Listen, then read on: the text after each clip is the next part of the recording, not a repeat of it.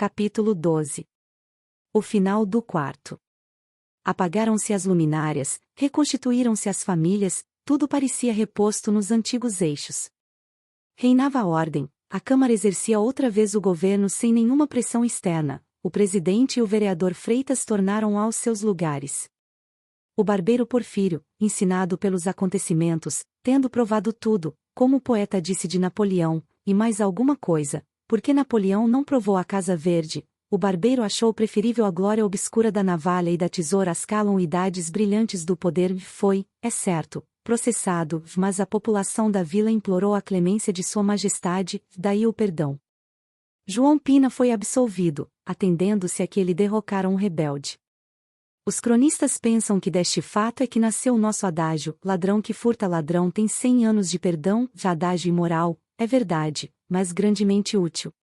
Não só findaram as queixas contra o alienista, mas até nenhum ressentimento ficou dos atos que ele praticara, acrescendo que os reclusos da Casa Verde, desde que ele os declarara plenamente ajuizados, sentiram-se tomados de profundo reconhecimento e férvido entusiasmo.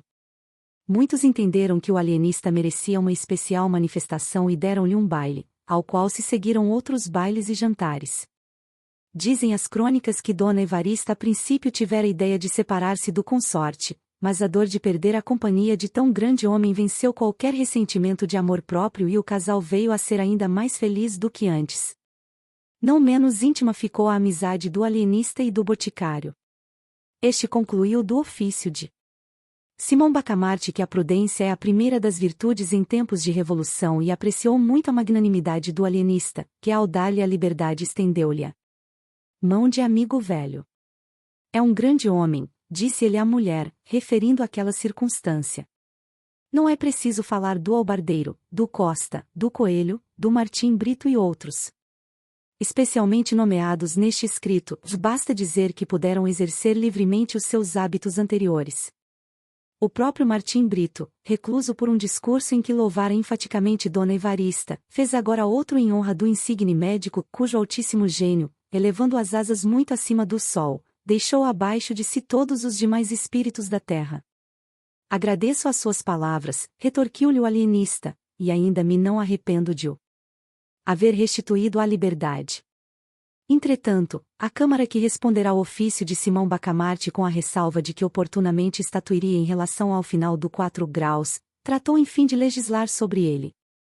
Foi adorada sem debate uma postura, autorizando o alienista a agasalhar na Casa Verde as pessoas que se achassem no gozo do perfeito equilíbrio das faculdades mentais. E porque a experiência da Câmara tivesse sido dolorosa, estabeleceu ela a cláusula de que a autorização era provisória, limitada a 1 ano, para o fim de ser experimentada a nova teoria psicológica, podendo a Câmara antes mesmo daquele prazo mandar fechar a Casa Verde, se a isso fosse aconselhada por motivos de ordem pública. O vereador Freitas propôs também a declaração de que, em nenhum caso, fossem os vereadores recolhidos ao asilo dos alienados, cláusula que foi aceita, votada e incluída na postura apesar das reclamações do vereador Galvão. O argumento principal deste magistrado é que a Câmara legislando sobre uma experiência científica, não podia excluir as pessoas dos seus membros das consequências da lei, a exceção era odiosa e ridícula. Mal proferir estas duas palavras, comperam os vereadores em altos brados contra a audácia e insensatez do colega, que este, porém, ouviu-os e limitou-se a dizer que votava contra a exceção. A vereança, concluiu ele, não nos dá nenhum poder especial nem nos elimina do espírito humano. Simão Bacamarte aceitou a postura com todas as restrições. Quanto à exclusão dos vereadores, declarou que teria profundo sentimento se fosse compelido a recolhê-los à Casa Verde, a cláusula, porém, era a melhor prova de que eles não padeciam do perfeito equilíbrio das faculdades mentais. Não acontecia o mesmo ao vereador Galvão, cujo acerto na objeção feita, e cuja moderação na resposta dada às invectivas dos colegas mostravam da parte dele um cérebro bem organizado, pelo que rogava à Câmara que lhe o entregasse. A Câmara, sentindo-se ainda agravada pelo proceder do vereador Galvão, estimou o pedido do alienista e votou unanimemente a entrega. Compreende-se que, pela teoria nova, não bastava um fato ou um dito para recolher alguém à Casa Verde, era preciso um longo exame, um vasto inquérito do passado e do presente. O padre Lopes, por exemplo, só foi capturado 30 dias depois da postura, a mulher do boticário 40 dias. A reclusão desta senhora encheu o consorte de indignação. Crispim Soares saiu de casa espumando de cólera e declarando às pessoas a quem encontrava que ia arrancar as orelhas ao tirano. Um sujeito, adversário do alienista, ouvindo na rua essa notícia, esqueceu os motivos de dissidência, e correu à casa de Simão Bacamarte a participar-lhe o perigo que corria. Simão Bacamarte mostrou-se grato ao procedimento do adversário, e poucos minutos lhe bastaram para conhecer a retidão dos seus sentimentos, a boa-fé, o respeito humano, a generosidade, apertou-lhe muito as mãos, e recolheu-o à Casa Verde. Um caso destes é raro, disse-lhe a mulher pasmada. Agora esperemos o nosso Crispim. Crispim Soares entrou. A dor vencera a raiva, o boticário não arrancou as orelhas ao alienista. Este consolou o seu privado, assegurando-lhe que não era caso perdido, que talvez a mulher tivesse alguma lesão cerebral, que ia examiná-la com muita atenção, mas antes disso não podia deixá-la na rua. E, parecendo-lhe vantajoso reuni-los, porque a astúcia e velhacaria do marido poderiam de certo modo curar a beleza moral que ele descobrira na esposa, disse Simão Bacamarte. O senhor trabalhará durante o dia na botica, mas almoçará e jantará com sua mulher, e cá passará as noites, e os domingos e dias santos. A proposta colocou o pobre boticário na situação do asno de Burida. Queria viver com a mulher, mas temia voltar à Casa Verde, e nessa luta esteve algum tempo, até que Dona Evarista o tirou da dificuldade, prometendo que se incumbiria de ver a amiga e transmitiria os recados de um para outro. Crispim Soares beijou-lhe as mãos agradecido. Este último rasgo de egoísmo pusilânime pareceu sublime ao alienista.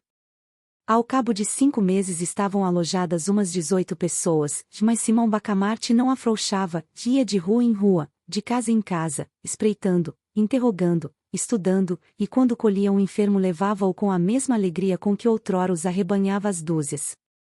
Essa mesma desproporção confirmava a teoria nova, achará-se enfim a verdadeira patologia cerebral. Um dia conseguiu meter na Casa Verde o juiz de fora, mas procedia com tanto escrúpulo que o não fez senão depois de estudar minuciosamente todos os seus atos e interrogar os principais da vila.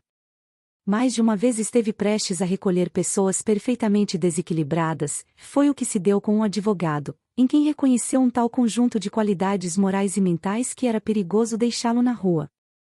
Mandou prendê-lo, mas o agente, desconfiado, pediu-lhe para fazer uma experiência, foi ter com um compadre, demandado por um testamento falso, e deu-lhe de conselho que tomasse por advogado Salustiano, que era o nome da pessoa em questão.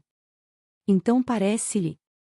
Sem dúvida, vá, confesse tudo, a verdade inteira, seja qual for, e confie-lhe a causa. O homem foi ter com o advogado, confessou ter falsificado o testamento e acabou pedindo que lhe tomasse a causa. Não se negou o advogado, estudou os papéis, arrazoou longamente, e provou a todas as luzes que o testamento era mais que verdadeiro. A inocência do réu foi solenemente proclamada pelo juiz e a herança passou-lhe às mãos. O distinto jurisconsulto deveu a esta experiência a liberdade. Mas nada escapa a um espírito original e penetrante.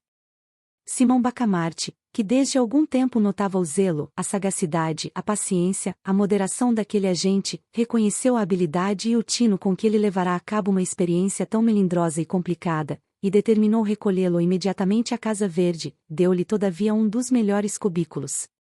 Os alienados foram alojados por classes.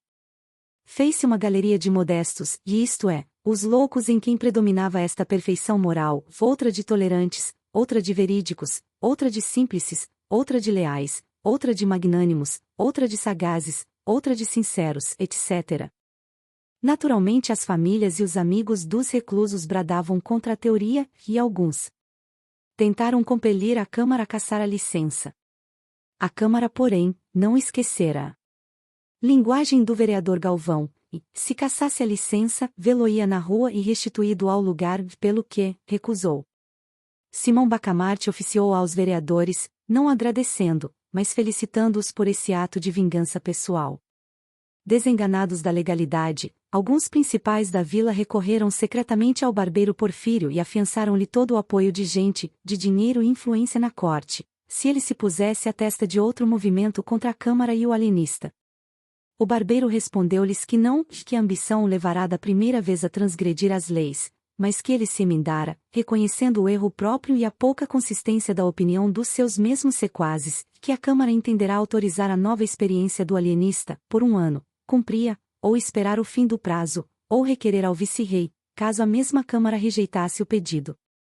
Jamais aconselharia o emprego de um recurso que ele viu falhar em suas mãos e isso a troco de mortes e ferimentos que seriam o seu eterno remorso. O que é que me está dizendo? Perguntou o alienista quando um agente secreto lhe contou a conversação do barbeiro com os principais da vila. 2 dias depois o barbeiro era recolhido à Casa Verde, preso por ter cão, preso por não ter cão. Exclamou o infeliz. Chegou o fim do prazo. A Câmara autorizou um prazo suplementar de 6 meses para ensaio dos meios terapêuticos.